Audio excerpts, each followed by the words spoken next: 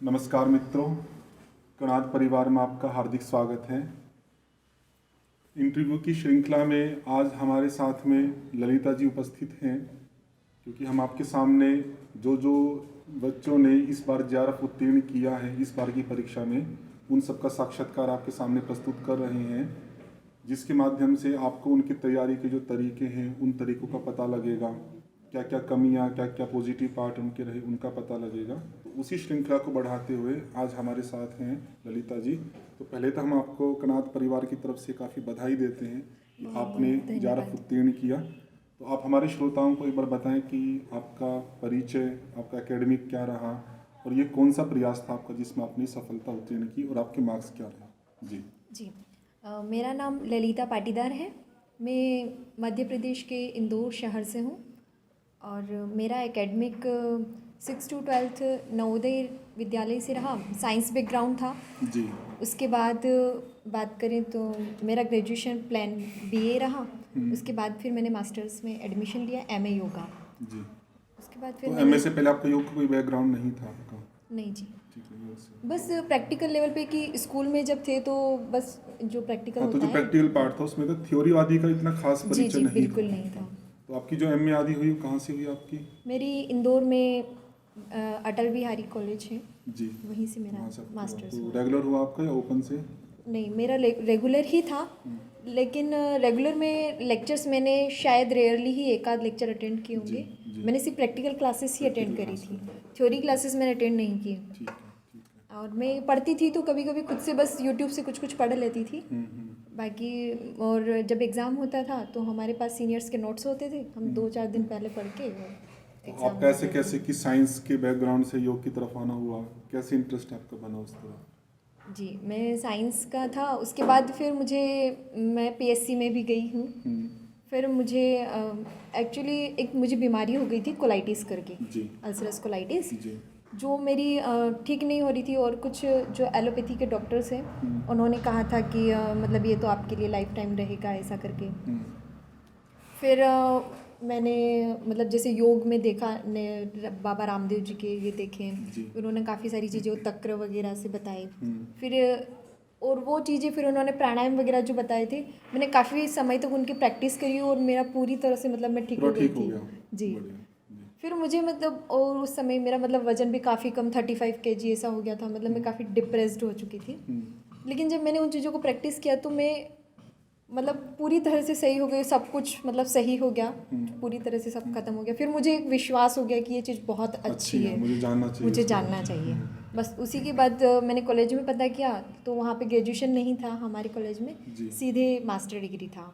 तो मैंने ठीक है मैं प्लान BA कर लेती हूँ, तो मैंने BA किया और फिर मैंने वेट किया, फिर मैंने मास्टर्स किया। तो आपका जैसे पहले आसन और प्राणायाम के बारे में आपको ज़्यादा परिचय था, तो आपको कुछ ऐसा भी था कि योग में और भी बहुत सारी चीज़ें मुझे पढ़ने को मिलेगी, या आपको पहले भी उनका कुछ परिचय नहीं था? मुझे कुछ परिचय नहीं था। मैं सब यही समझती थी कि सिर्फ आसन प्राणायाम हाँ, यही चीज़ें योग है, होती बस है, यही योग होता है। अच्छा। मुझे ऐसा लगता था कि शायद इन्हीं चीज़ों को आगे पढ़ाया काफ़ी जाता होगा, विस्तार से इन्हीं की पढ़ाते हैं। टेक्निक्स वगैरह होती होगी। जी।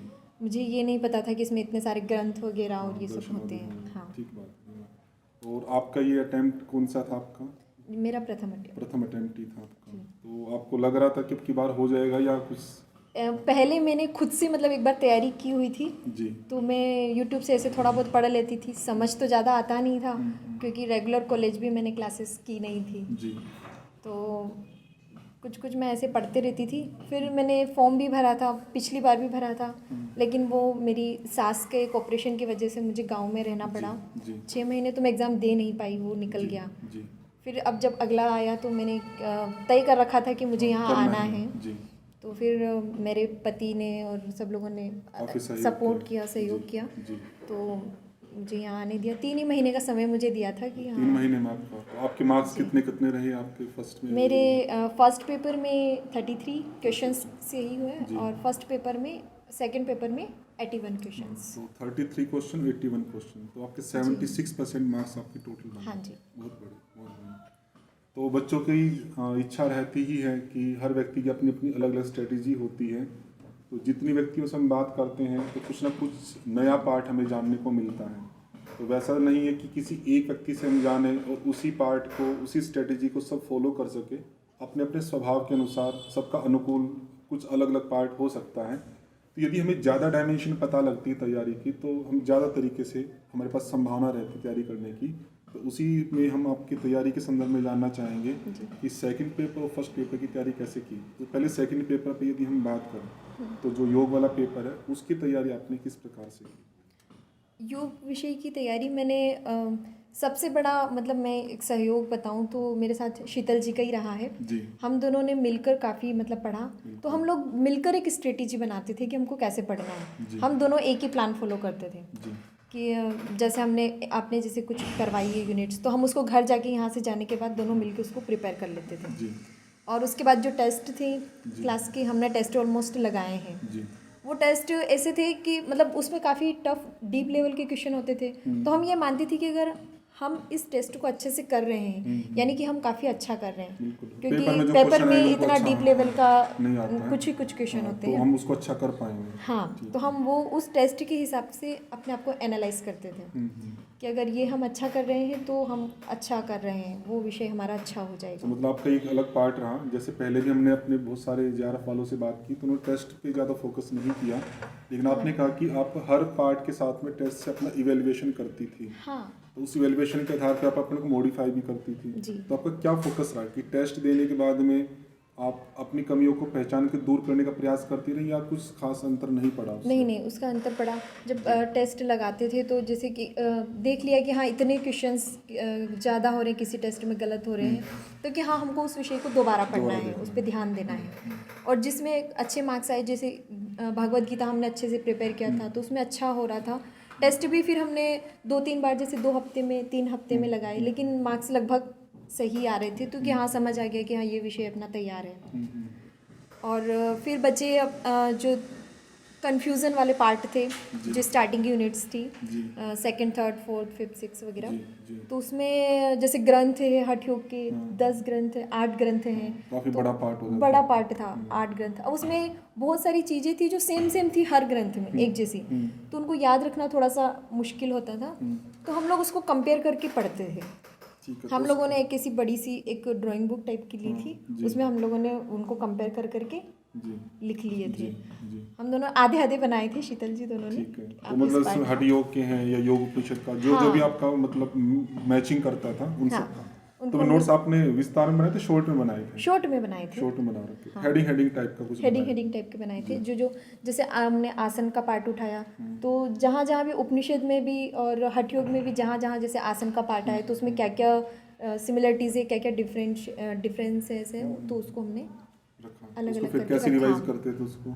जब भी हम जैसे उठा रहे हैं, जैसे हमने कोई ग्रंथ उठाया तो हम एक को उठा रहे, तो उसके साथ साथ हम पीछे के सब देखते थे कि पिछले ग्रंथों में जैसे आसन है तो बाकी ग्रंथों में वो क्या क्या आया है, कहाँ क्या क्या आया है, कंपैरिजन करके हम उसको पढ़ते थे। बड़ा पार्ट है, मैं फोकस करना चाहूँगा कि जब आप किसी एक पार्ट को पढ़ रहे हैं, मान लीजिए जैसे हठ प्रदीपिका पढ़ रहे हैं, हमें पता है कि हठ रत्नावली से वो काफ़ी मैच करती है, लेकिन हमारी गलती क्या रहती है अधिकांश बच्चों की, हम एक पार्ट को पढ़ते हैं कि उसी पर फोकस करते हैं, उससे सिमिलर जो पार्ट है उसके साथ में उसका कंपैरिजन नहीं करते, तो उससे कंफ्यूजन क्रिएट होना शुरू होता है और हमारा कुछ अतिरिक्त पुरुषार्थ हो जाता है, लेकिन आउटकम उतना नहीं आता। तो आपने उस चीज़ पे काफ़ी फोकस किया। जी, हमने उसको कंपेयर करके पढ़ा, तो हम लोग को मतलब ऑलमोस्ट क्लियर हो चुका था कि किस ग्रंथ में क्या है। हम बहुत कम कंफ्यूज थे, मतलब इतनी तैयारी हमने कर ली थी। और जैसे कि आपने बताया था कि इनको रिविज़न ज़्यादा से ज़्यादा करना है, तो वो आगे की यूनिट्स का हमने बहुत मतलब रिवाइज किया। फिर आपने बताया था कि शॉर्ट नोट्स बनाना, जैसे पूरा एक उपनिषद है तो उसका एक पेज में, आधे पेज में उसको सार आप कर लीजिए, तो वैसे हमने किए। और फिर जब रिवाइज करते थे तो उसी पन्ने को उठा के फिर हम करते कुछ ऐसा भी रहा आपको कि योग में कोई डिफिकल्ट पार्ट आपको लगा हो, जिस पर आपको ज़्यादा समय देना पड़ा हो, आपका कोई बैकग्राउंड उस चीज़ का ना रहा हो? योग का आपका बैकग्राउंड तो आपने बताया कि आपका नहीं रहा, तो शायद उसमें आपको ज़्यादा परेशानी हुई, या ठीक चलता रहा? नहीं, ठीक ही चलता रहा, ऐसी परेशानी तो नहीं। शुरू से आपने अपनी स्ट्रेटेजी को फॉलो रखा, हाँ, और रेगुलर टाइम पे आप उसको इवेलुएट करती रही, तो जिससे आपका जो भी मॉडिफिकेशन करना था आप उसको कर पा रहे।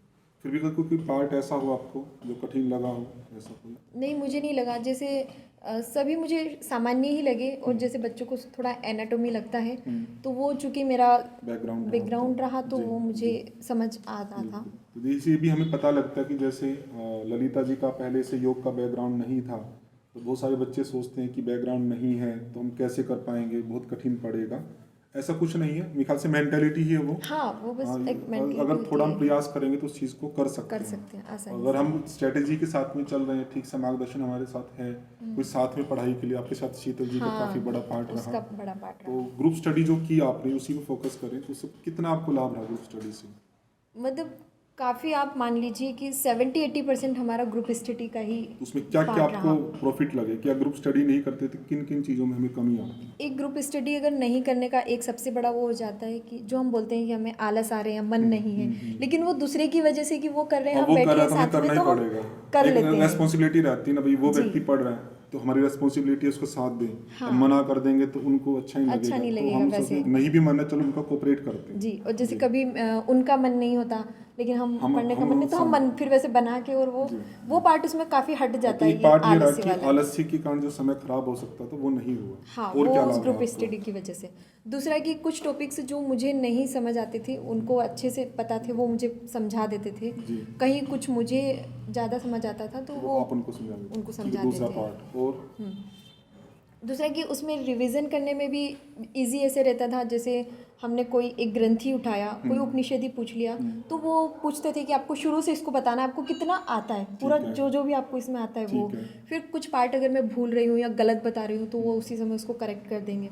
तो ये पार्ट अगर हम खुद से रिवाइज करते हैं तो हमें पता नहीं होता है कि हम कहाँ गलती कर रहे हैं, वो हमको ही फिर एनालाइज करना पड़ेगा, देखना और पड़ेगा। खुद करने से बोरिंग भी लगता है। एक Boring बार लगता करेंगे, है। दो जी, बार जी। करेंगे, तीसरे दिन सोचेंगे मन करें नहीं ना करता, करें। हाँ। हाँ, जब अगला व्यक्ति कह रहा है कि हमें सुनाओ, तो हाँ। हमें लगता है कि सुना देना चाहिए। जी। ऐसा करने से कुछ ऐसे भी रहता है कि हम कटमा भी पूछ सकते हैं आपस में बिल्कुल, क्वेश्चन। हम बीच बीच में से भी पूछते जिन थे। जिन चीज़ों पे मान लीजिए आपका किसी चीज़ पे फोकस ज़्यादा है, आप वहाँ से क्वेश्चन क्रिएट कर रही हैं, और दूसरे स्टूडेंट का जहाँ पे फोकस है वहाँ से क्वेश्चन क्रिएट कर रहा है, तो ऐसे डिफिकल्ट जो पार्ट है जिन पर हम फोकस कर रहे हैं, हम दूसरे के सामने क्वेश्चन के रूप में रख सकते हैं। जी। या जो कंफ्यूजन का पार्ट आपने बताया उसको, हटिया हाँ। वादी का, उसको रख सकते हैं। हाँ, कंफ्यूजन वाले पार्ट को हमने फोकस किए ज़्यादा थे, फोकस किया ज़्यादा तो उसमें फोकस बार किए बार चीज़ें पूछी जा रही थी, और बार बार कुछ तो पूछा भी। कंफ्यूजन था ही उसमें, कुछ कंफ्यूजन वो क्वेश्चन से क्रिएट करने की कोशिश Question करते से। होंगे, तो इससे ज़्यादा आपका कंफ्यूजन दूर हो पाए। जी। तो कोई ऐसी स्ट्रेटेजी आप, जैसे आपने बताया शॉर्ट नोट्स तो आपने बनाई हठ योग आदि के हाँ, कंपैरिजन और के, एक या comparative कुछ बनाई और थी। आपको लगता है कि जो कंफ्यूजन है हठ योग या योग उपनिषद के ग्रंथों में उसको दूर किया जाए, उसकी कोई स्ट्रेटेजी आपको लगती हो? वो स्ट्रेटेजी तो बस एक यही हो सकती है कि आप कंपेयर करके ही उनको पढ़ें ठीक है। और शॉर्ट नोट्स बना के रखें, और जब भी वो, जैसे आप बोलते थे, चलते फिरते माइंड में जब समय मिल रहा हाँ, है जो तो भी उसको आ रिवाइज गया, करते हाँ, रहें। कुछ भी है, कर सकते हैं। तो आपको वहाँ पता चल जाएगा कि हाँ, मुझे ये चीज़ नहीं याद आ रही है, यहाँ कुछ गड़बड़ है, तो आप उसको फिर देख लीजिए। ठीक है। कुछ बच्चों का रहता है कि जैसे 10 यूनिट है, फर्स्ट पेपर में भी 10 है, तो हर यूनिट से लगभग फर्स्ट पेपर में 5-5 क्वेश्चन लगभग देते हैं। हाँ। क्या योग वाले पार्ट में भी ऐसा कि हर यूनिट से 10-10 क्वेश्चन दे के तब टोटल 100 करते हो, या किसी से कितने भी आ सकते हैं? नहीं, मुझे जैसे लगा किसी भी यूनिट से वो कितने भी क्वेश्चन दे सकते हैं, लेकिन इस बार मतलब मुझे ऐसा लगता था कि स्टार्टिंग के यूनिट से ज़्यादा ही क्वेश्चन बनते हैं, तो मैंने पीछे के यूनिट्स को फोकस कम ही किया था। जी। तो इसलिए मेरे जो क्वेश्चंस गलत हुए वो पीछे के यूनिट्स के ही ज़्यादा गलत हुए हैं। पीछे की मतलब वो जो प्रैक्टिकल योग वाली थी हाँ, ना, उस पे कम उस फोकस पर मेरा किया। कम फोकस था। जी। बाकी आगे वाली यूनिट तो मैंने बताया, हमने बहुत अच्छे से प्रिपेयर किया था, तो इनके क्वेश्चन रेयरली कुछ गलत हुएंगे, जितने भी मेरे गलत ज़्यादातर हुए लास्ट वाले पार्ट के, लास्ट वाले पार्ट के हुए हैं। अगर मैं उन पे भी अगर फोकस करती तो शायद बेहतर तो होता। इसमें ये कोई ऐसा सोचे कि शुरू की यूनिट करके अच्छा कर ले, तो जी क्या ऐसा नहीं। पैटर्न नहीं चलेगा ना? बिल्कुल नहीं, कभी आगे से ज्यादा क्वेश्चन दे सकते हैं, कभी कहीं लास्ट से से भी दे सकते हैं, तो आप सब पे किसी पूरा भी पार्ट फोकस को करना, इग्नोर नहीं कर पूरा सकते। फोकस, क्योंकि बच्चे पूछते रहते हैं, तो जो बच्चे इस तरह से कि इम्पोर्टेंट क्या है, इम्पोर्टेंट क्या है, उस आधार पर तैयारी की नहीं, कोशिश नहीं। करते हैं, तो क्या आप उनके बारे में कहना चाहेंगे, क्या करना चाहिए नहीं, उनको? इसमें जैसे उन्होंने 10 यूनिट दिया है तो वो सारी ही इम्पोर्टेंट है, वो कहीं से भी क्वेश्चन बना सकते हैं। जी। सभी साल में पैटर्न एक जैसा नहीं होता, हो सकता है कभी कहीं से क्वेश्चन ज़्यादा आ गया तो हो सकता है अगली बार कहीं दूसरी जगह से आएगा, बिल्कुल। आप नहीं बता सकते, तो इसलिए आप सभी पार्ट को एक जैसा ही रखें तो लेकिन सही कई है। बार कुछ बच्चों के पास समय कम होता है, जैसे आपने 3 महीने लगाए, किसी के पास 2 महीने ही है, तो क्या कुछ ऐसी माइंड में स्ट्रेटेजी है कि यदि मेरे पास 2 ही महीने होते हाँ। या 1.5 महीना होता, तब मैं इस पार्ट को कैसे तैयार करती? हाँ, समय तो उतना ही है, समय तो ज़्यादा नहीं कर सकते, तो क्या स्ट्रेटेजी में क्या चेंज होता है? तो उन बच्चों के लिए वो यूजफुल हो सकती है जिनके पास कम समय होता है, और उस कम समय में उस पार्ट को तैयार करना चाहिए। कम समय में एक तो यही कि क्लास में आप थोड़ा ज़्यादा फोकस अटेंटिव रहें, और फिर घर जाके उसका वही रिवीजन करना है। फिर जब आप क्लास में आ रहे हैं तो पहले एक बार देख के देख आ जाए, लीजिए। थोड़ा बहुत जितना भी देख सकते हैं। हाँ, तो उसमें काफ़ी पार्ट जो कवर हो ही जाता है। अब मुझे लगता है कि जैसा आप अटेंटिव कह रही है, तो यदि क्लास में हम ज़्यादा अटेंटिव हैं तो 80-90% पार्ट तो Almost क्लास हो में जाता कवर है। हो जाता है। क्या ऐसे भी हो सकता है कि क्लास में हम पढ़ते पढ़ते जो भी फैक्चुअल पार्ट आ रहा है उसको हम रिवाइज भी कर पाएं क्लास में? हाँ, कर सकते हैं। कर सकते हैं। कर कुछ सकते ऐसे हैं। गैप्स रहते हैं बीच में, किया थोड़े जा थोड़े सकता गेप्स है। रहते हैं, और पढ़ते पढ़ते भी जैसे आगे का पार्ट हमको थोड़ा समझ आ रहा है लेकिन बीच में हमको कहीं कंफ्यूजन है तो हम उस पर फोकस कर फोकस कर सकते हैं। सकते हैं। हमें ऐसे भी रहता है कि जब चीज़ पढ़ रहे हैं हमारा माइंड अपने आप ही कहता है कि ये चीज़ थोड़ी कमजोर है मेरी, हाँ, वो अपने अपना आप आप ही समझ कह आ देता जाता है। है। जी। तो हम ऐसा कर सकते हैं कि जिसके पास समय कम है तो पार्ट जैसे पढ़ रहे हैं तो जो पार्ट हमें लगा कि कमजोर है तो बीच बीच में पेज पलट के उसको देख ले देख कि हाँ सकते ये हैं। पॉइंट था, हाँ। ये पॉइंट था, तो उस चीज़ पे फोकस एक्स्ट्रा चला जाएगा। जा सकते एक्स्ट्रा जाएगा नहीं, तो एक्स्ट्रा तो नहीं, लेकिन हाँ हाँ, मतलब उस समय अपन उस पे समय के फोकस लिए चला मान लो जी जाएगा एक कुछ समय नॉर्मल के लिए। पार्ट है उसको तुम एक बार ही देख रहे हैं, जो हमें हाँ। लगा कि ये कठिन है तो उसको हम बीच में 5-7 बार देखा तो उसकी जो डिफिकल्टी तो कुछ कम हो जाएगी, वो ये चीज़ याद हो जाएगा आपको। ये कर सकते हैं। उसके अलावा क्या करें कम समय में? उसके अलावा तो सेकंड पेपर में यही है कि आप थोड़ा जितना फोकस रहोगे फिर रिवीजन भी उतना ही जल्दी आप कर पाओगे, क्योंकि वहाँ पे तो आपको ध्यान तो देना ही पड़ेगा। जी। बाकी ये जरूर है कि कम समय है तो पीछे की जो यूनिट्स है वो शायद मैंने तो 1-2 बार ही उनको पढ़ा था, अगर और भी थोड़ा अगर मैं 2-4 दिन भी अगर उनको देती तो वो और अच्छा कर ज़्यादा सकते प्रिपेयर, तो उनमें कम भी समय लगता है और वो हो जाती हैं। कुछ ऐसा भी करते हैं, बच्चे भी आते हैं संपर्क में तो उनको रहता है कि कम समय है बस इम्पोर्टेंट पार्ट कर लो जो मुख्य मुख्य है और उसको करके बाकी छोड़ दो। तो क्या आप कोई ऐसी स्ट्रेटेजी को मॉडिफाई करना चाहती हैं या इस इम्पोर्टेंट वाले पार्ट को बिल्कुल ही हटाना चाहती हैं? नहीं, कर सकते हैं। अगर बहुत ही ज़्यादा कम समय है तो फिर हमको लगता है कि नहीं, ये पार्ट इम्पोर्टेंट है तो हम उसको कर सकते कर हैं। सकते वो हैं। हो गया, टाइम बचा हुआ है। हाँ, फिर तो उसके फिर बाद आपको में लगता है कि जो क्योंकि ऐसा भी बचा रहता कर है शायद सकते कि जैसे 100 क्वेश्चन है योग में, आपको कितना लगता है कि कितना पार्ट इजी रहता है, कितना पार्ट मॉडरेट रहता है, कितना डिफिकल्ट रहता है?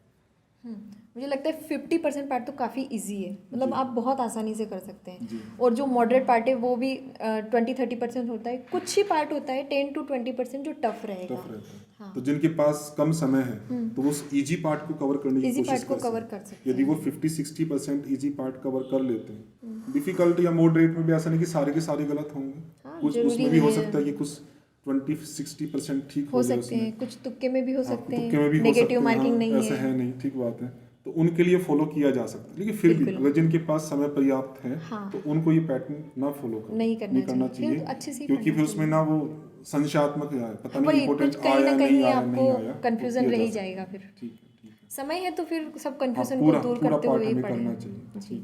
तो जो याद करने का पार्ट इसमें काफ़ी है और आपने कुछ टेक्निक तो बताई, सब चीज़ें हैं कि हम शॉर्ट नोट्स बनाते थे, लेकिन शॉर्ट नोट्स बनाने के बाद भी आपका क्या ऐसा डेली रूटीन रहता था कि आप उनको क्रैम कर लेती थी, याद कर लेती थी? हाँ, मेरा पढ़ने का ऐसा रहता था कि मैं मॉर्निंग 1 घंटे की क्लास जाती थी कि यही दूर ऋषिकेश में आए हैं, योग नगरी है, जी। तो कि पता नहीं आना हो ठीक ना बात हो, है, जी। तो मैंने एक क्लास ज्वाइन किया था। तो वहाँ सुबह मॉर्निंग की 1 घंटे की क्लास हो जाती थी तो माइंड भी थोड़ा फ्रेश रहता था दिन भर।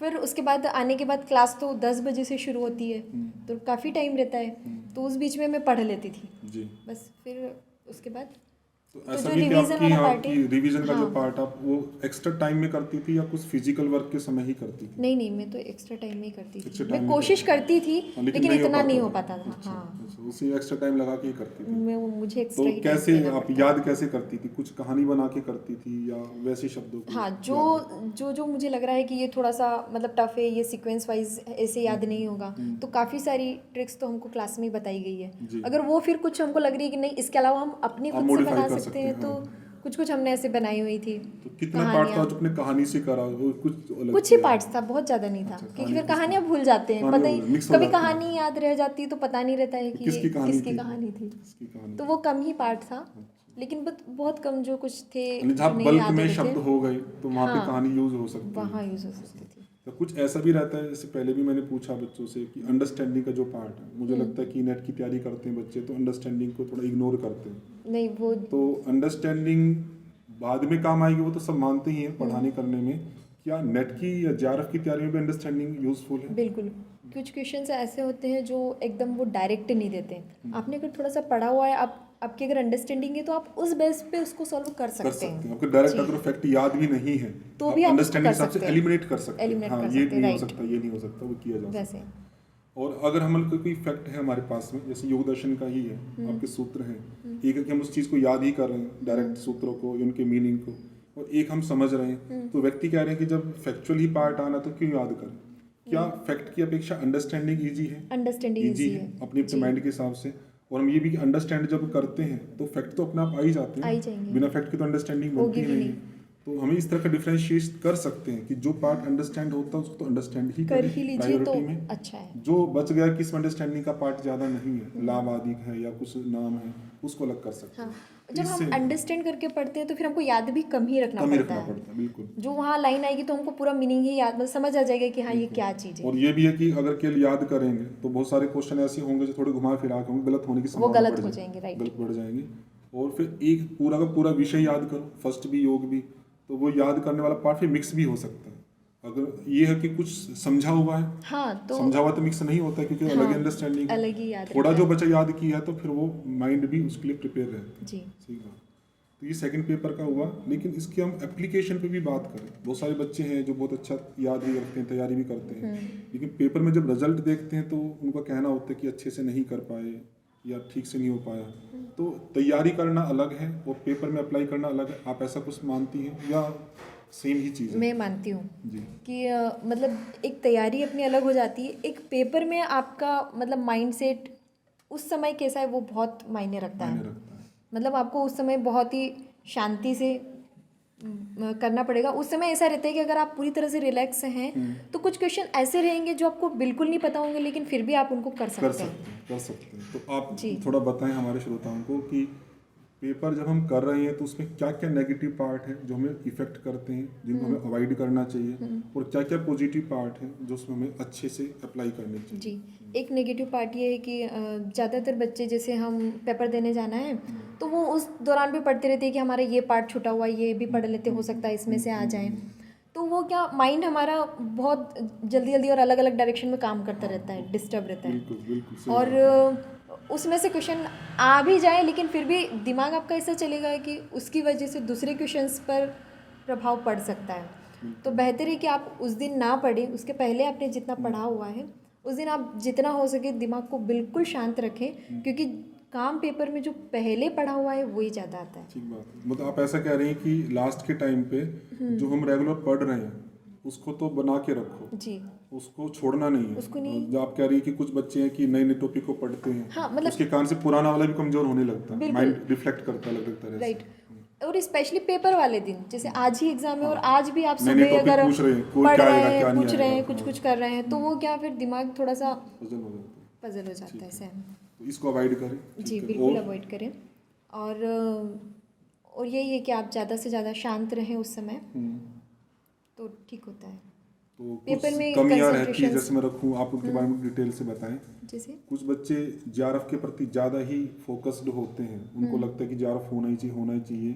क्या इस प्रकार की जो इच्छा है वो नेगेटिवली काम करती है, पॉजिटिवली काम करती है, या कुछ अलग अलग स्थिति पर निर्भर करता है? ये अलग अलग स्थिति पर निर्भर करता है। जैसे मेरा था, मैंने जेआरएफ का सोच के पेपर बिल्कुल नहीं दिया था जी। मेरा उस समय सिर्फ ऐसा था कि मतलब मैंने अभी तक जैसे काफ़ी पढ़ा है, यहाँ भी आई हूँ, तो कि हमारे अंदर काफ़ी अंडरस्टैंडिंग डेवलप हो चुकी है, बस मुझे उस समय पे पूरा अपना 100% देना है। ठीक है।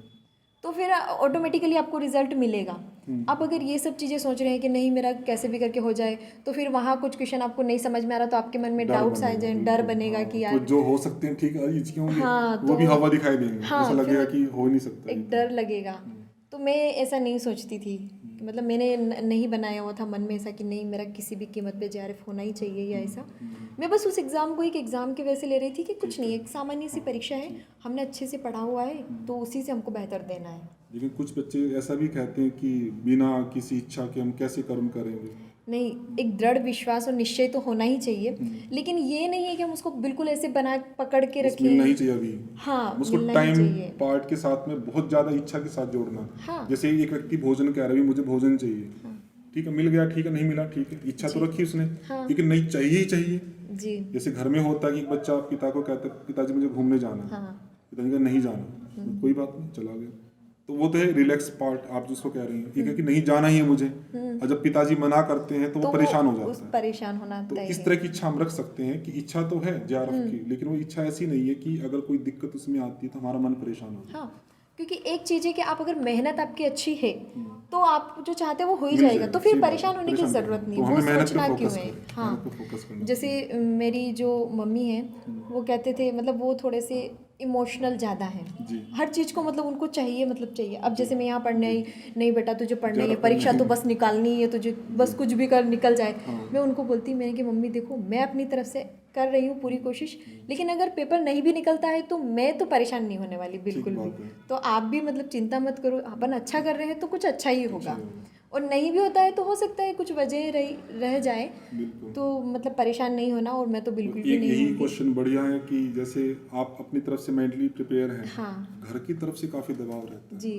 बहुत सारे बच्चों को घर का इकोनॉमिकल पार्ट भी होता है, टाइम का भी होता है, किसी की एज ज़्यादा हो रही है वो हाँ। दबाव है, किसी इकोनॉमिकल दबाव की तुरंत ही नौकरी चाहिए, जी। उसका फैमिली का इतना एक्सेप्टेंस है कि नहीं करना ही करना करना ही है, करना तो उस सब पार्ट को कैसे डील करना चाहिए। हाँ, देखो वो सब बातें आपको दिमाग में रखनी है कि हमें करना है, तो अगर इतना सब प्रेशर है तो मतलब आपको पता है कि हमें करना ही है, बिल्कुल। तो वो उस प्रेशर को दिमाग पे बिल्कुल बनाए रखने की ज़रूरत नहीं। ठीक है, आपके माइंड में वो चीज़ है, लेकिन आपका फोकस फिर पूरा पढ़ाई पे और अपनी मेहनत पे होना चाहिए, कि आपको पता है कि अगर जो हम चाह रहे हैं वो कैसे होगा। पुरुषार्थ से ही होगा। हाँ, तो फिर उसके लिए चिंता करके परेशान करने से कोई मतलब नहीं है। तो उस समय पे मानसिकता हम पुरुषार्थ पे ही ज़्यादा रखते हैं। ज़्यादा रखेंगे तो अपने आप सही हो जाता है। कुछ बच्चे उसमें ऐसा भी करते हैं कि ऐसी कोई अपेक्षा बनती है तो उसमें इरिटेट होना शुरू कर देते हैं, माता पिता से झगड़ा करेंगे, ये नहीं हो सकता, वो नहीं हो सकता। क्या वो करना उचित है या उन चीज़ों को अवॉइड करना चाहिए? जी, उनको ऐसा करना उचित नहीं है, आप उन्हें समझा दीजिए, नहीं समझते तो थोड़ा इग्नोर कर सकते हैं, बड़े लोग हैं। बिल्कुल। तो हम ठीक, हम प्रयास ठीक है, करेंगे, कोई बात उन नहीं, हम बात को कोशिश कह के करते छोड़ दे हैं। उधर ही। हाँ, जैसे मम्मी भी बोलते थे तो मैं उनको बोल देती थी थोड़ा, और करेंगे माता जी, हाँ, हो जाएगा। मैंने कि कर रही हूँ, मैं कोशिश कर रही हूँ, लेकिन नहीं होता है मैं उनको पहले ही बोल देती हूँ कि आप, क्योंकि वो बहुत जल्दी परेशान हो जाते हैं, अगर नहीं हुआ तो वो, हाँ, तो पहले से मेंटली मैं प्रिपेयर कर पहले से रही उनको थी। प्रिपेयर करके हाँ, रखती कोई हूँ में कि हो भी सकता है, हो नहीं भी भी हो सकता है, सकता। नहीं भी हो सकता।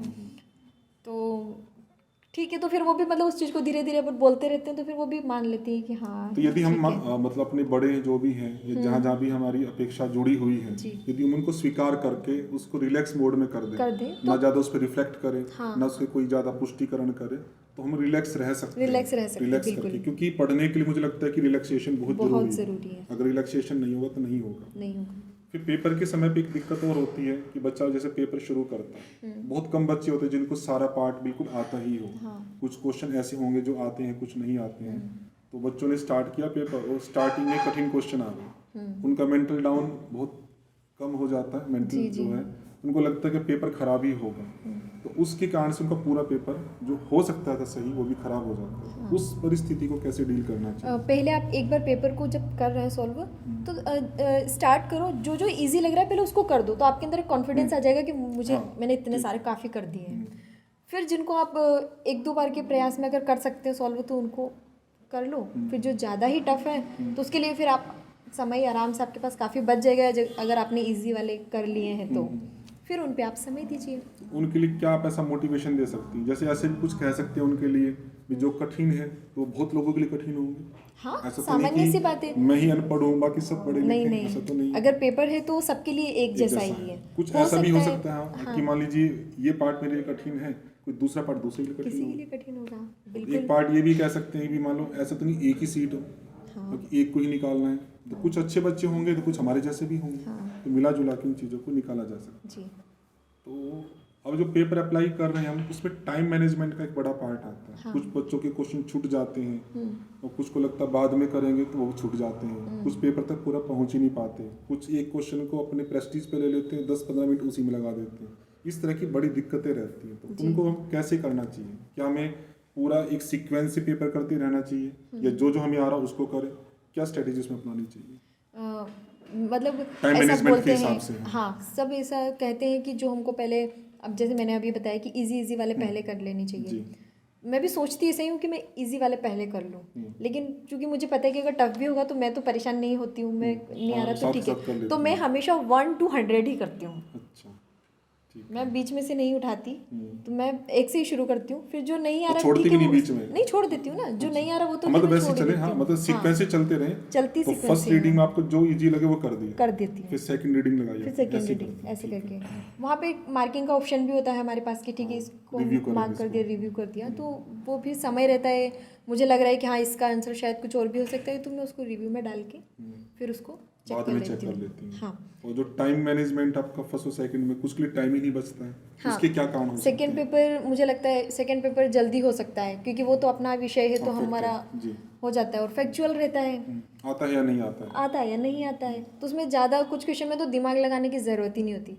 कुछ ऐसे जो आपको पढ़ के, जो आपने कहीं पढ़ा ही नहीं, तो उसमें क्या दिमाग लगाना, ठीक बात वो या तो बिल्कुल आपको आएगा या नहीं आएगा। आएगा, ठीक है। और उसके बाद फिर ज़्यादा टाइम जो है वो फर्स्ट पेपर में जाता है, वहाँ थोड़ा दिमाग लगाना पड़ता है, वहाँ क्वेश्चन थोड़ा अंडरस्टैंडिंग लेवल से और लॉजिकल जैसे रीजनिंग के हैं, तो उसमें थोड़ा समय आपका देना फर्स्ट पड़ता है। सेकंड पेपर लगभग कितने टाइम में आपका हो गया था? मेरा, मैंने ऐसे तो ध्यान नहीं रखा कितने में हो गया था, लेकिन पूरा मेरा दोनों पेपर लगभग आधे पौन घंटे पहले हो गए थे, अच्छा, और ये मैंने भी बड़ा रिवाइज भी part कर है लिया वैसे, था। हाँ। हाँ, नहीं तो लोगों, आपको तो टाइम मैनेजमेंट का कोई पार्ट ही नहीं रहा आपके कोई लिए, हाँ। पार्ट नहीं रहा मेरे हाँ, लेकिन इसमें। बहुत लोगों के लिए रहता है इस तरह का पार्ट। जी जी।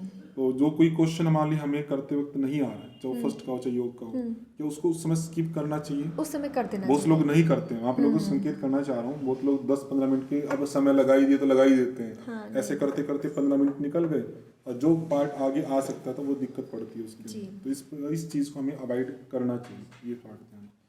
तो ऐसे ही पेपर के संदर्भ में कुछ आपको ऐसा लगता है कि किन चीज़ों पर ध्यान देना चाहिए पेपर को अच्छे से डील करने के लिए? पेपर अच्छे से डील करने के लिए पहले तो सेकंड पेपर में आपको जितना आता है कोशिश करना चाहिए कि सेकंड पेपर में आप कम समय दें, जी तो फर्स्ट के लिए आपको ज़्यादा मिल जाएगा, समय आपका उसमें ही लगेगा। जी। तो फर्स्ट सेकंड पेपर जो है वो भी आपका, आप अगर अच्छे से करते हैं तो लगभग 80-90% हो जाता है। कुछ ही परसेंट रहता है जिसमें आपको कुछ डाउट्स हो, टाइम ज़्यादा लगाना पड़ेगा, तो क्या लगेगा, एक्स्ट्रा आधी घंटा लगेगा उसके लिए, मैक्सिमम 10-12 क्वेश्चन के लिए, इतना काफ़ी होता है। और जो फैक्चुअल है आपने पहले ही कर दिए, तो कितना ही समय लगा। ठीक बात है। कुछ योग में ऐसे भी समय लगाते हैं, मैंने देखा बच्चों को, इजी क्वेश्चन है, सिंपल फैक्ट है, मान लो योग दर्शन का कोई क्वेश्चन है, तो उस क्वेश्चन में भी डिसीजन लेने में, खासकर डिसीजन मेकिंग जो है बच्चों की वो कमज़ोर रहती है। उस पर भी चर्चा करना चाहता हूँ कि उसका कारण क्या हो सकता है डिसीजन मेकिंग का, कि वो सिंपल क्वेश्चन है, पूछा है कि योग के कितने अंतराय होते हैं या विघ्न कितने होते हैं, तो नो है, लेकिन उसमें वो कंफ्यूज रहता है या क्या रहता है, 1 मिनट 1.5 मिनट उसी में लगा देता है। पंक्ति को 1 बार पढ़ेगा, 2 बार पढ़ेगा, 3 बार पढ़ेगा, ऑप्शन पे विचार करेगा। तो ये जो अलग टाइम दिया जा रहा है, जिस चीज़ को मुझे लगता है कि 5-10 सेकंड में किया जाना चाहिए, हाँ, उसको उसमें 1 एक्स्ट्रा मिनट जो टाइम लगा लगा रहा रहे है, हैं। तो उसका क्या आपको रीज़न लगता है? मुझे लगता है कि आप उस समय अपना जो माइंड सेट है ना वो ऐसा प्रॉपर करके रखिए, क्वेश्चन एक बार को ध्यान से पढ़ो, फिर आंसर जो फर्स्ट टाइम में आपको लग रहा है ना सही है, और फिर बाद में अगर आप कंफ्यूज हो रहे हो तो जो आपने फर्स्ट में सोचा ना लगभग वही सही होता है। तो कंफ्यूज है तो मतलब उसको फैक्ट अच्छे से याद नहीं है। फैक्ट या तो अच्छे से याद नहीं है, फैक्ट याद नहीं है तो वो मन में सोच रहा है ठीक होगा नहीं होगा, टाइम नहीं कंज्यूमिंग का होगा, पार्ट टाइम ये हो कंज्यूमिंग सकता है। पार्ट है। तो एक पार्ट ये कह सकती है, अगर फैक्ट सही से याद है बिल्कुल हाँ, कंफर्म, तो फिर सोचने की वो जरूरत तुरंत नहीं डिसीजन है। लेगा कि जी, ये है।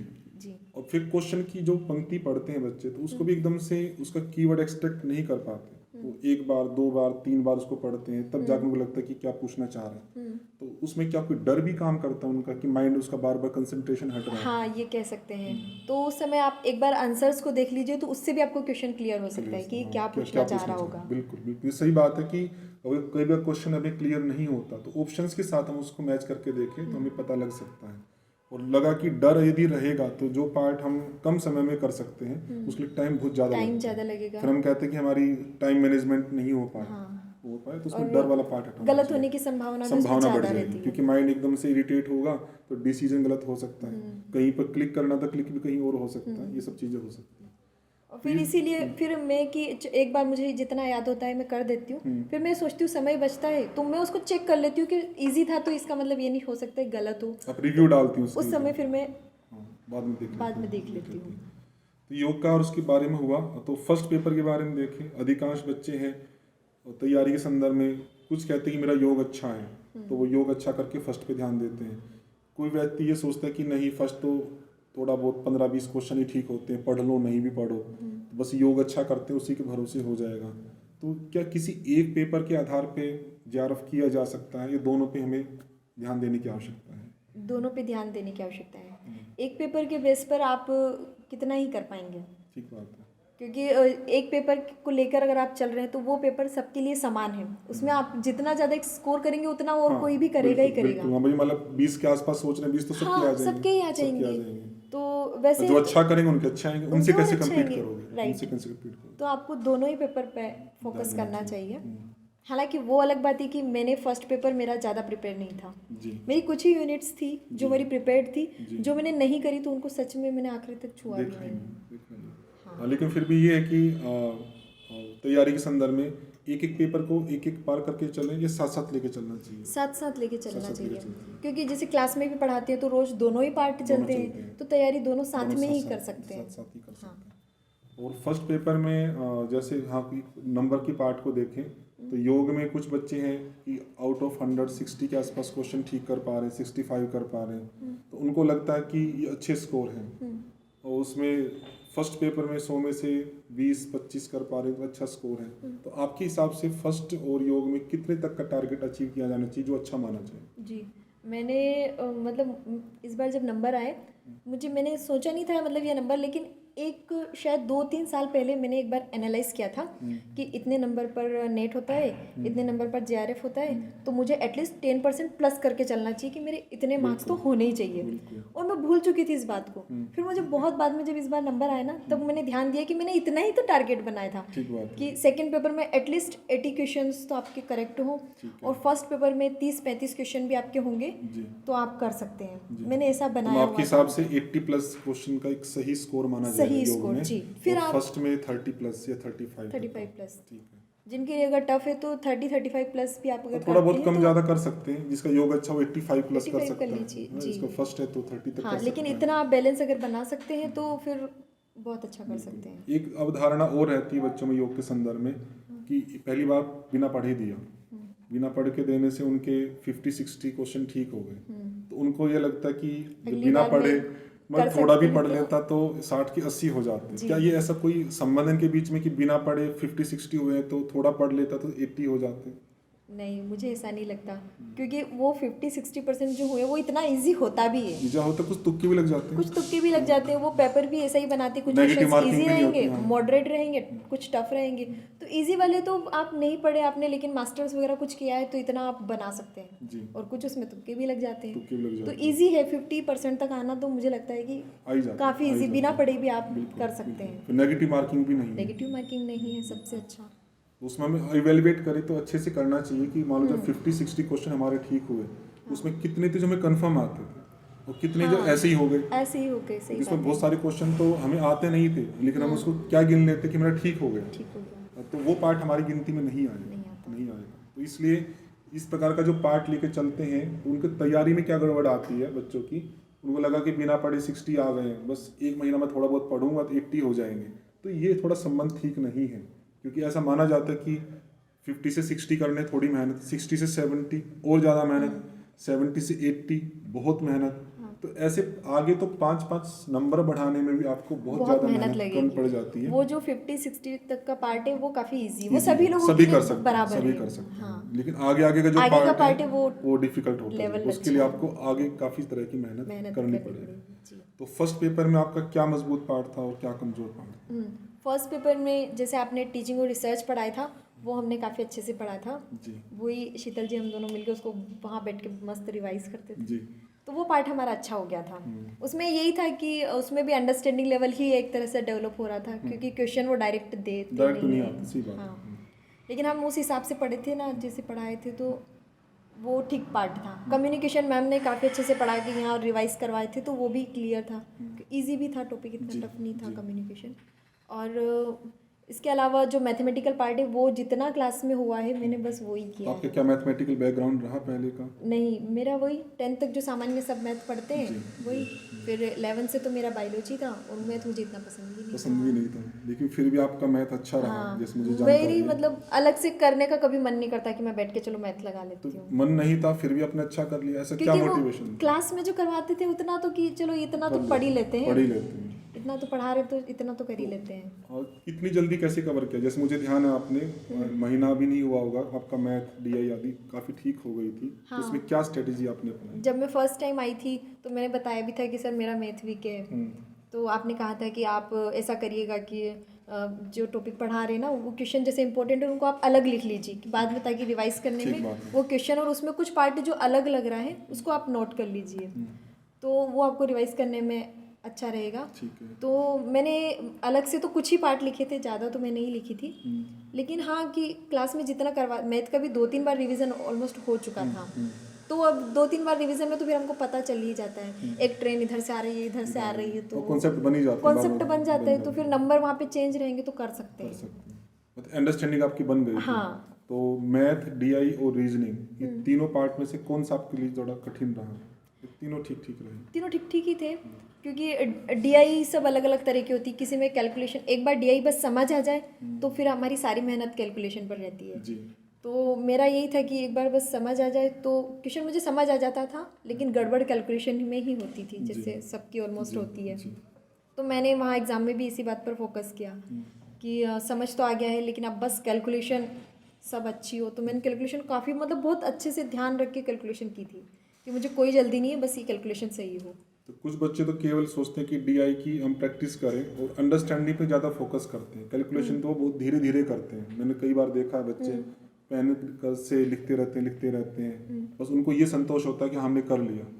तो क्या कैलकुलेशन पर भी अलग से फोकस किया जाना चाहिए, उसकी एक्यूरेसी पर और उसकी स्पीड पर? जी, या वो जरूरी है पार्ट? वो बहुत ज़रूरी है, क्योंकि डीआई में अगर आपने बहुत अच्छे से भी समझ लिया, लेकिन अगर आपकी कैलकुलेशन गड़बड़ है तो कोई मतलब ही नहीं, आंसर तो गलत ही गलत ही आएगा। आएगा, सही बात है। तो और समय भी जाएगा, समय भी काफी ज्यादा कैलकुलेशन में लगेगा। समय भी लगता है। तो इसलिए कि कैलकुलेशन आपकी एक्यूरेट रहे और आप थोड़ा फोकस होकर कैलकुलेट करें तो शायद अच्छा हो सकता है डीआई। तो क्या आपको कुछ क्लासेस में ऐसे मेथड्स आपको पता लगे कि जिससे हम कैलकुलेशन को स्किप करके कुछ कम पार्ट में हम उसको सही कर सकते हैं? ऐसा कुछ हाँ, आपने? जैसे एक वो परसेंटेज वाला है, मैं पूरा ऐसे करके डिवाइड करती थी, वो ऐसे नहीं हम भाग करते जी, फिर जी। मैं निकालती थी, लेकिन यहाँ वो बताया था वो पॉइंट से कर Point सकते system हैं। है। मैंने उसको थोड़ा प्रैक्टिस किया, आपकी जो शुरू में कैलकुलेशन तो की टाइम तो क्लासेस थी लगा, ना, हाँ, हाँ, हाँ। वो कैलकुलेशन की जो क्लासेस थी मैंने उनको देखा। मैंने अवधेश सर से भी, जब वो पढ़ाते थे, मैंने उनसे पूछा कि मुझे ये पार्ट नहीं क्लियर हो रहा, फिर उन्होंने भी 1-2 बार बताया उस पार्ट को, फिर वो मुझे थोड़ा थोड़ा क्लियर हो गया कि हाँ हम शॉर्ट में ऐसे कैलकुलेट कर सकते हैं, ईजिली परसेंट वगैरह निकाल सकते हैं। तो मैं उसी तरीके से करती थी। फिर फास्ट कर पा रही थी? हाँ, थोड़ा अच्छा हो गया था। मतलब कोई चीज़ को ग्रेस्प करने में टाइम तो लगता है, लेकिन टाइम आने तो के बाद लगता में है, लेकिन जल्दी अच्छा कर लगता है सकते हैं। फिर अच्छा भी। लगता है, सही बात। और अलग जो यूनिट है आपकी, एनवायरनमेंट है, हायर एजुकेशन आदि है, उनमें कैसा है आपका? हाँ, एक हायर एजुकेशन भी जो मैम ने क्लास में पढ़ाया था, रिवाइज भी करवाए थे, तो वो भी हायर एजुकेशन भी मतलब यही हो गया था मेरा। आईसीटी मैंने नहीं पढ़ा, और वो इंडियन लॉजिक वगैरह भी आपने जो क्लास में पढ़ाया था वो मैंने फोकस होकर पढ़ा था, बाकी अलग से फिर मैंने उसको बाद में घर जाके भी नहीं पढ़ा और वो जी, नहीं देखा। जी। कुछ मेरे वीक्स रहे हैं ये। और एनवायरनमेंट भी मैं यहाँ से जा चुकी थी, जब एनवायरनमेंट की क्लास चली तो मैं उसकी रेगुलर क्लासेस तो नहीं कुछ कर पाई। क्लासेस आपकी रही कुछ ही गई? क्लास मतलब मैंने करी थी, कुछ रही। और कुछ एनवायरनमेंट क्लास मैंने करी नहीं। तो वो भी जो क्लास में किया मैंने उसको फिर अलग से भी नहीं पढ़ा, तो मतलब एक तरह से मान सकते हैं कि नहीं पढ़ा उसको। फिर भी काफ़ी अच्छा स्कोर है। हाँ, तो 33। मैंने मेरे फर्स्ट पेपर में 3-4 यूनिट्स जो है मैंने नहीं करी। तो अगर फर्स्ट पेपर की स्ट्रेटजी पे बात करें तो इसमें हम देखते हैं कि 2 तरह के पार्ट हैं। एक पार्ट आपका जो प्रैक्टिस बेस्ड है, वैसे तो सभी में प्रैक्टिस चाहिए, जी। ये कुछ पार्ट है मैथ, रीजनिंग, डीआई, कॉम्प्रिहेंशन और आपका ये लॉजिकल रीजनिंग का, और एक पार्ट आपका थियरी का है, आईसीटी, एनवायरनमेंट, टीचिंग रिसर्च का। जी। तो आपको कौन सा पार्ट ऐसा लगता है जिसमें हम ज़्यादा मार्क्स लेके आ सकते हैं और कंफर्म लेके आ सकते हैं? जैसे क्योंकि मैंने तो वो कुछ यूनिट्स पढ़ी नहीं थी, जी। तो मुझे लगता है मैथ वाला जो पार्ट है वो अगर आपका क्लियर कॉन्सेप्ट बन गए एक बार, तो वो आप कर सकते हो, वहाँ कुछ उसमें नया नहीं आएगा। जो फैक्चुअल थ्योरेटिकल वाले पार्ट है, जैसे एनवायरनमेंट बहुत बड़ा सेक्शन है, ठीक बात ठीक है, उसमें कहीं से भी वो क्वेश्चन पूछेंगे, आपने काफ़ी सारा पढ़ा हुआ है लेकिन फिर भी आप कंफ्यूज हो सकते हो। ठीक बात है। लेकिन मैथ वाला पार्ट छोटा ही है, आपको कॉन्सेप्ट पता है तो क्वेश्चन आपका बन जाएगा। बन जाए। तो इसलिए छोटा पार्ट भी है, तो उसको तो लेकिन बहुत at least सारे बच्चे उसको स्किप कर देते हैं, उसको ये देख के, जैसे आपके मैथमेटिकल बैकग्राउंड नहीं था, आपने किया, बहुत सारे बच्चों का नहीं होता है, सोचते हैं कि छोड़ दो, छोड़ देते हैं, तो वो छोड़ना हानिकारक रहेगा। बिल्कुल। क्योंकि जिस चीज़ को आप कर रहे हो थ्योरी को, उसमें से कंफर्मेशन तो है नहीं, Confirmation क्योंकि नहीं है। जितना हमने पढ़ा आ भी सकता, नहीं भी आ नहीं भी आ सकता, तो उसलिए वो थोड़ा कमज़ोर पड़ जाता है। तो मैंने देखा है बच्चों का इवेलुएट करके, जिनके भी 35 प्लस मार्क्स रहते हैं, 35 के आसपास, उनका मैथ, रीजनिंग, डीआई का पार्ट लगभग ठीक रहता है। हाँ। बट 20 क्वेश्चन इसमें से हम करें 4 यूनिट में से, तो 20 में से 17-18 तक वो अचीव कर लेते हैं। ठीक बात है। तो वो रीजनिंग और मैथ भी अगर क्लास में जितना करवाए उतनी भी प्रैक्टिस की हुई है तो काफ़ी कुछ मतलब बन ही जाता है। कर सकते हैं बिल्कुल। और एक पार्ट आपका, आप मैरिड हैं और मैरिड होने के बाद में पढ़ाई करना सभी के लिए पॉसिबल नहीं हो पाता। बहुत सारे हमारे श्रोता होंगे ऐसे जो इस तरह की टाइम की परेशानी, पढ़ने के समय की परेशानी, घर की परेशानी, तो उन सब परेशानियों को कैसे कैसे आपने मैनेज किया, क्या क्या उपाय उसमें आपको? हाँ, पहला तो यही कि मैं पिछली बार भी एग्ज़ाम देना चाह रही थी लेकिन वही फैमिली की वजह से मैं नहीं आ पाई थी। तब मतलब मुझे ऐसा लगता था कि मुझे नहीं पढ़ना है, मतलब मैं भी कर सकती हूँ, मेरे पास समय भी है। तो फिर मैंने तभी सोच लिया था कि अभी मैं जाने के बाद मुझे जाना है। और हस्बैंड जैसे मेरे सपोर्टिव है तो उन्होंने वो इस चीज़ के लिए कि हाँ ठीक है मान गए थे।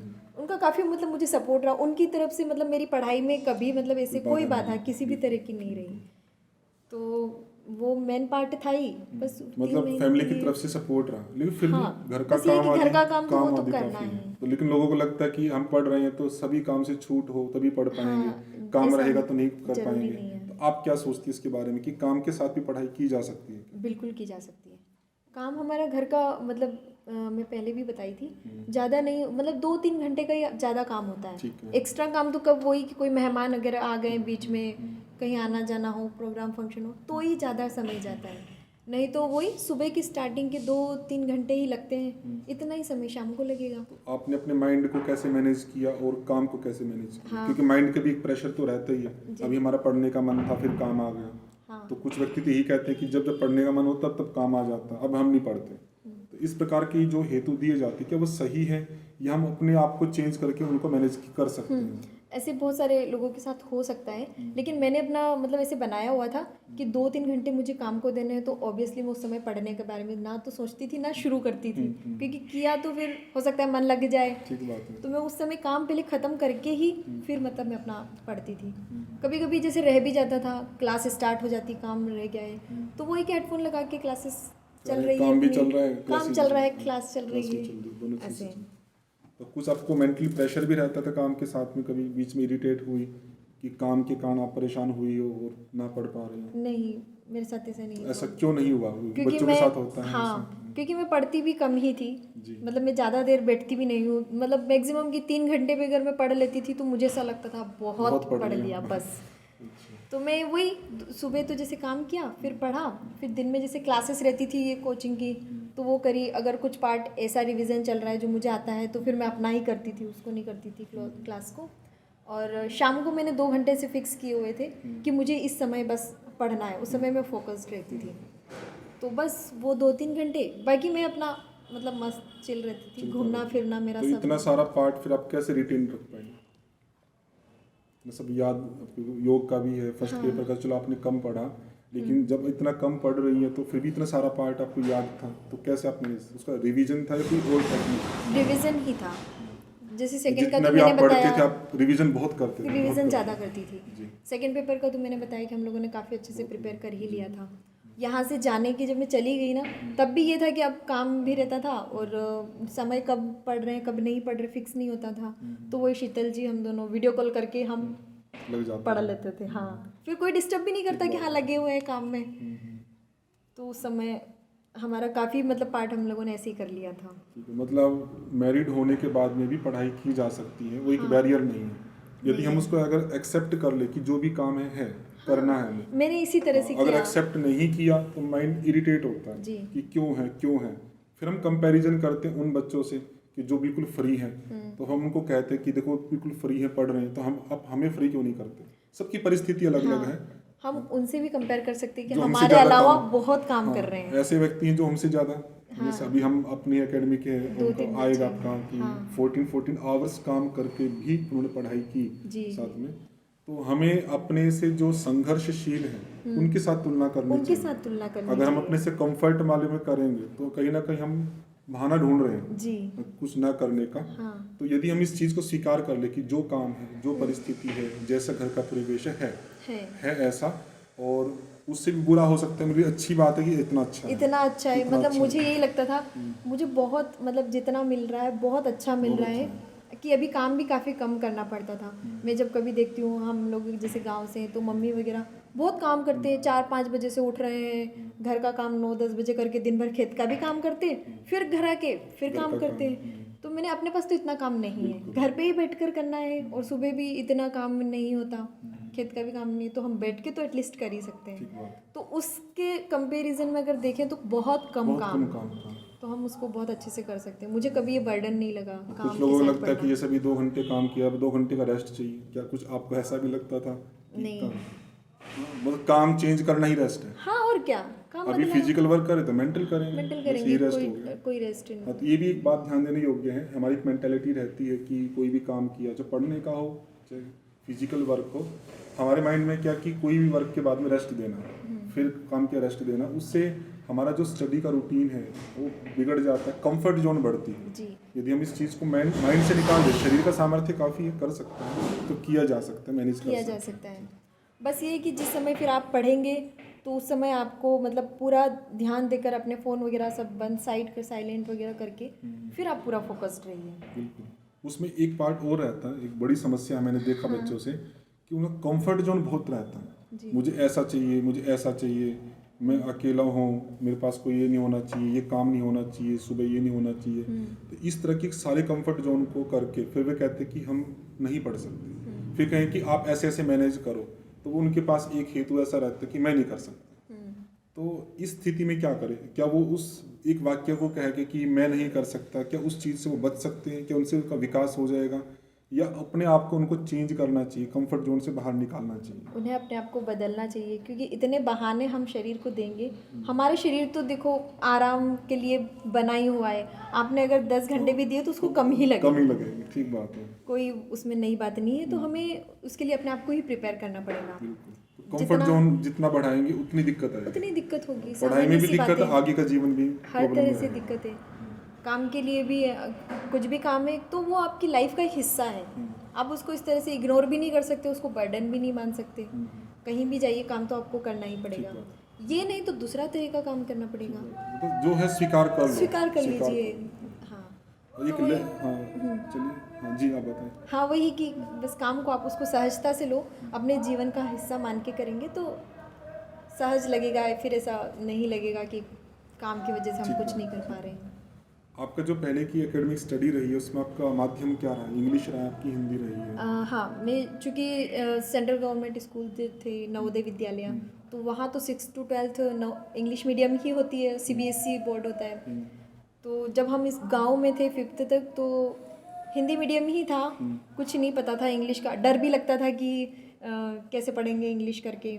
लेकिन वो कि जब हमको ट्रांसफॉर्म किया गया ना इंग्लिश मीडियम में, तो 6 में वो हमको दोनों तरह की बुक्स दे दिया करते थे, हिंदी और इंग्लिश, तो वो अच्छे से हो गया था, तो फिर वो इंग्लिश मीडियम ही रहा।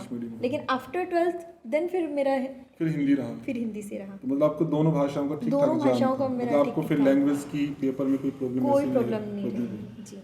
तो मान लो कुछ बच्चे अगर हिंदी मीडियम से रहते हैं तो उनको फर्स्ट पेपर में इनमें काफ़ी प्रॉब्लम होती है जी। तो उनके लिए आप क्या सुझाव देना चाहेंगे? मुझे लगता है थोड़ा सा फिर उनको अपनी जो इंग्लिश है उसको थोड़ा सा अगर वो कर सकते हैं कवर तो बहुत अच्छा है, क्योंकि जो कुछ यूनिट्स है इंग्लिश को छोड़ के ही सोचते कर ले नहीं, कर सकते हैं जैसे जो फर्स्ट सेकेंड और कम्युनिकेशन ये यूनिट्स हैं, ये इंग्लिश में ही आप ज़्यादा अच्छे से कर पाएंगे जी। मतलब मैंने जैसे बाकी यूनिट्स हिंदी में भी करी है, लेकिन ये यूनिट्स हमने इंग्लिश में ही करी थी, क्योंकि वो हिंदी में उनकी जो टर्म्स है वो इतनी डिफिकल्ट लेवल की होती है कि वो कुछ ऐसा भी रहता है पेपर में कि इंग्लिश के पार्ट में कुछ लिखा है और हिंदी वाले पार्ट में कुछ लिखा है, तो मान्य भी इंग्लिश वाला ही होता है। तो वो सब दिक्कतें रहती है। तो आप ये सुझाव दे रही हैं हमारे श्रोताओं को कि आप हिंदी मीडियम से हो कोई बात नहीं, लेकिन आप प्रयास करके कुछ टेक्निकल टर्म्स इंग्लिश में भी रखें जिससे आपको बेसिक आपको समझ में आए, क्योंकि जो बेनिफिट इंग्लिश वालों को मिलता है वो बेनिफिट आपको भी मिल सके, आप पेपर को समझ सकें। ठीक है, और फिर पेपर में तो आपके लिए दोनों ही चीज़ रहेगी, हिंदी और इंग्लिश, तो आप दोनों यूज कर सकते हो, तो अच्छी बात है, दोनों कर सकते हैं। कुछ हिंदी में समझ आ जाएगा, हो सकता है नहीं समझ आ रहा है इंग्लिश में तो पेपर रहेगा ही सामने, ठीक बात है। लेकिन फोकस करेंगे कि कुछ यूनिट्स पर इंग्लिश में फोकस करें। चलो इस पूरे पार्ट को हम कंक्लूड करते हैं। आपकी जैसी भी तैयारी रही 3 महीने में किया, आपको छोड़ा, लेकिन फिर भी आप एक स्टैंडर्ड मान के चलती होगी कि तैयारी इस तरह से होनी चाहिए। हाँ। तो उस हिसाब से आप क्या बताना चाहेंगे श्रोताओं को कि फर्स्ट और सेकंड पेपर की एक स्टैंडर्ड हिसाब से संक्षेप में कैसे तैयारी हम कर सकते हैं? एक तो आपको कि निरंतर और स्वनिर्देशित प्रयास करना पड़ेगा। जी आप कंटिन्यूटी रखिए, सेल्फ डायरेक्टेड रहिए, सबकी अपनी अपनी स्ट्रेटेजी होती है, तो आप खुद से अपनी एक स्ट्रेटेजी ऐसी बनाइए कि जो आपके अनुकूल आपके हो। लिए अनुकूल हो। जी, तो और कंटिन्यूटी तो आपको रखनी पड़ेगी। जैसे कि मैं बता रही हूँ कि मैं काफ़ी जगह घूमने भी गई हूँ, 7-7 दिन के लिए भी गई हूँ, तो मैं वहाँ भी मोबाइल तो हमारे पास होता ही होता है, ठीक है। सारा ऐप हमारे पास सारे नोट्स हैं, तो मैं वही कि ऐसा लग रहा है बैठे हैं सब लोग भी बैठे हैं, तो मैं वो लगा लेती थी सीरीज़, जो टेस्ट सीरीज़ वगैरह है वो लगा लेती थी कि जो यूनिट अपन ने चलो पढ़िए इसका चलो, टेस्ट लगा दे- लेते लगा हैं। लेते हैं, ठीक उसमें बात ऐसा भी नहीं है कि डिस्टरबेंस ज़्यादा होता है, कुछ इतना फर्क नहीं पड़ता है। तो ये है कि आप बस कंटिन्यूटी रखिए किसी भी तरह आप से। कैसी भी परिस्थिति में घूम रहे हो कर रहे हो, थोड़ा हाँ, थोड़ा कर टच सकते में हो, रहो। थोड़ा-थोड़ा हाँ, कर टच सकते में हो। रहो जितना भी हो सकता हो। डेडिकेशन मुख्य है, अगर आप जी, डेडिकेशन है तो आप कुछ ना कुछ कर ही लेंगे। वो उसके लिए आपको पहले से तैयार रहना पड़ेगा। दृढ़ निश्चय अगर आपने कर लिया है जी तो फिर वो कहते हैं ना, जिस चीज़ को आप चाहते हैं सारी कायनात हाँ, आपको उसको उससे प्राप्त कराने में मिलाने लगी में लग जाती जाती है। ठीक है। तो वैसे ही आपकी स्थितियाँ भी फिर वैसी बनती जाती है। जी यदि मटेरियल के बारे में बात करें, आप क्या सुझाव देनी चाहेंगी आप बच्चों को कि फर्स्ट और सेकंड पेपर के लिए क्या मटेरियल यूज़ करना चाहिए? हाँ, जितना हम लोगों की कोचिंग से हमको मिला है, जो नोट्स हैं और जितने भी इसमें लेक्चर्स वीडियोस वगैरह हैं, वो मुझे लगता है मोर देन इनफ है। इसमें आप बहुत बेहतर कर सकते हैं, लेकिन बच्चों को क्या डाउट्स रहता है कि मतलब इसमें पूरा नहीं होगा, एक व्यक्ति तो सर्वा नहीं हो सकता। कई सारे फिर सोर्सेज पे जाते कई सारे सोर्सेज को वो कि इससे भी पढ़ेंगे उससे भी पढ़ेंगे, सबका क्या। मैं खुद भी मतलब ऐसा ही सोचती थी। हमारी कॉलेज के एक भैया थे जिनका नेट क्लियर हुआ था, तो मैंने उनसे नोट्स मांगे कि मुझे आपके वो नोट्स दे दीजिए, तो मैं उससे भी पढ़ती थी। फिर जब मैं यहाँ आई तो मैं उसको भी पढ़ रही हूँ, उसको भी पढ़ रही हूँ। फिर मुझे शीतल जी ने कहा कोई मतलब नहीं है, ऐसे नहीं होता है, जितना बोले सर के इसमें है ना वो सारा है, उसमें आप अगर पढ़ोगे भी नया एक आध पॉइंट नए मिलेंगे, क्योंकि सिलेबस तो सेम ही है। ठीक बात है। कंक्रीट टाइप तो आपको मिल ही जाएगा, कुछ नया उसके बेस पे आप 1 या 2 क्वेश्चंस ज़्यादा से ज़्यादा सोल्व कर लोगे। तो इसमें समय लेकिन कितना जाएगा, कन्फ्यूज़न भी रहेगा। तो वही फिर मुझे भी समझ आया कि 10 किताबों को अलग अलग करने से अच्छा है कि एक किताब को 10 बार कर लें, तो वो ज़्यादा बेहतर हो सकता है। तो जितना ये हम लोग को कोचिंग में मिला ये बहुत है, ज़्यादा इधर उधर करने से खुद को ही कंफ्यूज करना है। ठीक है, धन्यवाद आपका अकेडमी की तरफ से। जी, आपका भी और, बहुत बहुत धन्यवाद। आप कुछ और सुझाव देना चाहें हमारे श्रोताओं को या बच्चों के लिए कोई और मोटिवेशन? नहीं, बच्चों के लिए बस ये है कि आप पढ़ते रहिए निरंतर, थोड़ा ध्यान दीजिए, कम समय में भी आप कर सकते हैं अच्छा। ऐसा नहीं है कि आपको 8-8, 10-10, 15-15 घंटे बैठने की ज़रूरत है तब ही होगा, ऐसा मैं तो नहीं मानती। सबके लिए अलग अलग हो सकता है, कोई अगर ज़्यादा पढ़े तो ही होता जो है। उसके नेचुरल है वो मतलब नेचुरल अपनी आपका जो श्रद्धा के स्वाभाविक हो आधार पे वो करता रहे, धीरे कर धीरे हो सकते जाएगा। हैं। लेकिन एक पार्ट हम ये तो कह सकते हैं, जितना करे उसको रिटेन रखना है, रिवीजन हाँ, करना है। बिल्कुल नया नया पढ़ता गया, पहले की रिवाइज नहीं किया तो नहीं बनेगी। नहीं बनेगा, तो बिल्कुल। रिवीजन वाला पार्ट आप रिवीजन जैसा आपने वाला किया मैंने फॉलो, माना, तो हम हाँ। कह सकते हैं कि वो मस्ट है, लगभग सभी ने कहा ही है। जी, रिवीजन एक बहुत उसमें ज़रूरी पार्ट रहा, एक कंटिन्यूटी रही। फिर कि आप दिमाग को हमेशा घबराने की कोई ज़रूरत नहीं है, बहुत शांत रहो आप, मस्त अपनी लाइफ को भी मतलब तुम साथ में जोड़ के रखो। अगर आप कर सकते हो बैलेंस तो जी। अगर आपकी बहुत ज़्यादा डाइवर्ट हो जाते हो तो फिर आप अपने हिसाब से देख और सकते परेशानी तो सबके जीवन में हो, आती है, सबके कुछ ना जीवन में कुछ। रहती ठीक है। है। तो आप चलिए, बहुत बहुत धन्यवाद आपका। और कनाड अकेडमी, हाँ जी, जी। कनाड अकेडमी का भी मैं बहुत बहुत धन्यवाद करना चाहूँगी। आपका मैंने जैसे पहले ही यूट्यूब पे लेक्चर्स देखे थे, तभी मतलब मैंने सोच लिया था कि आपसे पढ़ना है। तो ठीक पढ़ाता हूँ मैं। बहुत अच्छा सर। चलिए, धन्यवाद। मैं मतलब वहाँ घर पे लेक्चर्स लेती थी ना, तो मेरे हस्बैंड वगैरह भी बोलते हैं कि टीचर तो ये हैं। मतलब सब लोग सुनने में मतलब सुनते ही थे, बस जैसे लेक्चर चल रहा है तो वो अपना काम कर रहे हैं, सुनते हैं, तो कि हाँ ये सही है। मैंने कि मैं इतनी दूर ऐसे ही थोड़ी गई हूँ। ठीक बात। चलिए, उनका भी धन्यवाद। जी, आपका भी बहुत बहुत धन्यवाद। और आपका भी, आपने प्रथम ही प्रयास में बहुत कम समय के अंदर ही 76 मार्क्स के साथ में 11 उत्तीर्ण किया, एक विशेष बात है। लेकिन सभी कर सकते हैं, इन सब का माध्यम यही है कि जैसे इन्होंने किया है तो ऐसे और भी कर सकते हैं। तो जो भी स्ट्रेटेजी इन्होंने बताई ललिता जी ने, आप अपने अनुसार उसको मॉडिफाई करके यूज़ कर सकते हैं।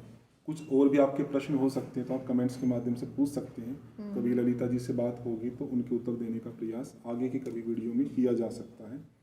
और आप लोगों की तरफ से, कनाड परिवार की तरफ से आपका बहुत बहुत धन्यवाद।